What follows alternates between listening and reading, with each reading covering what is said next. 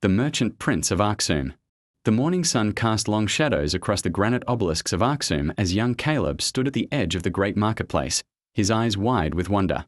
At 12 years old, he had accompanied his father, a wealthy merchant, on countless journeys across the Red Sea, but the capital city never failed to astound him with its magnificence.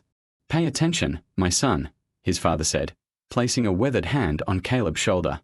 "One day, you will navigate these trade routes yourself, and you must understand that Aksum's greatness rests not merely on gold and ivory, but on the wisdom of our people and the blessing of our faith."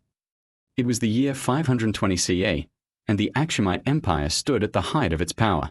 The kingdom controlled trade routes that connected the Roman Empire in the west with India and Arabia in the east. Ships laden with frankincense, myrrh, ivory, and exotic spices crowded the port of Adulis on the Red Sea coast, while caravans of camels trudged inland carrying their precious cargo to the highland capital. Kaleb's father, Abraha, was one of the most successful merchants in the empire. He had built his fortune through shrewd trading and an intimate knowledge of the complex web of relationships that bound together merchants, priests, and nobles. As they walked through the marketplace, Abraha greeted traders from distant lands, dark-skinned merchants from the interior of Africa, fair-skinned Romans and Greeks, Arabs in flowing robes, and Indians with their distinctive turbans. "Father, why do so many nations come to trade with us?" Kaleb asked, watching a group of Roman merchants examining a display of elephant tusks. "Because we stand at the crossroads of the world, my son," Abraha explained. "The Red Sea is the gateway between east and west, and Aksum controls that gateway. But more than that, we have something precious that others lack. We have order, justice, and the true faith."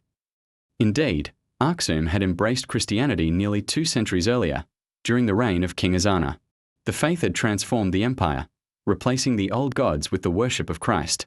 Magnificent churches now stood alongside the ancient obelisks, and the kingdom had forged strong ties with Christian communities throughout the Mediterranean and Middle East.